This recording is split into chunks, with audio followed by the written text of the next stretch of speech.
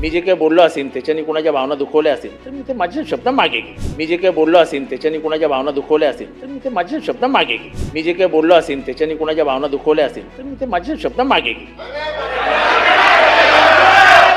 त्यांनाही क्षुद्र म्हटलं गेलं, आम्ही तर क्षुद्र आहोतच.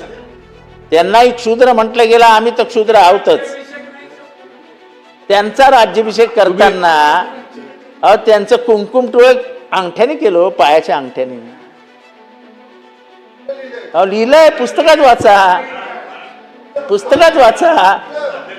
अध्यक्ष महोदय तुम्ही माफी मागायला सांगितले अध्यक्ष महोदय, तरी पण हातवारे करणं आणि आमच्यावर उपकार करतायत असे जे काय ते दाखवतायत अध्यक्ष महोदय.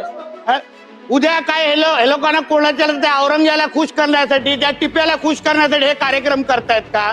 अध्यक्ष महोदय आपल्याला मी विनंती करतो अध्यक्ष महोदय, यांना पहिले निलंबन करा अध्यक्ष महोदय इथून. नाहीतर अध्यक्ष महोदय उद्या हे काही बोलत जातील आणि इथे काय छत्रपती शिवाजी महाराजांबद्दल बोललेत अध्यक्ष महोदय. हे कोण लहान सहान व्यक्तीबद्दल नाही बोललेत आणि तरी पण यांचे हातवारे बघा, फोनवर बोलतायत. अब्दर काय उपकार करतायत का? एवढं बोलायचं ना, जाऊन बोला त्या टिप्या आणि औरंगजेबाबद्दल. जाऊन आम्ही काय बोलणार? पण पहिले ना अध्यक्ष महोदय निलंबित करा. अध्यक्ष महोदय निलंबित करा. अध्यक्ष महोदय हे असं हे काय प्रकार आहे अध्यक्ष महोदय? ही पद्धत आहे माफी मागायची छत्रपती शिवाजी महाराजांबद्दल. हे अपमान तुम्ही सहन करणार अध्यक्ष महोदय. बसून घ्या. अध्यक्ष महोदय बघा तुम्ही यांच्या हातवारे बघा.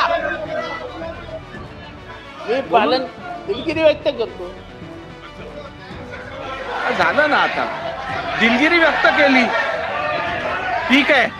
सन्मान्य सदस्य जितेंद्र आव्हाड यांनी सभागृहाची दिलगिरी व्यक्त केलेली आहे आणि त्यांनी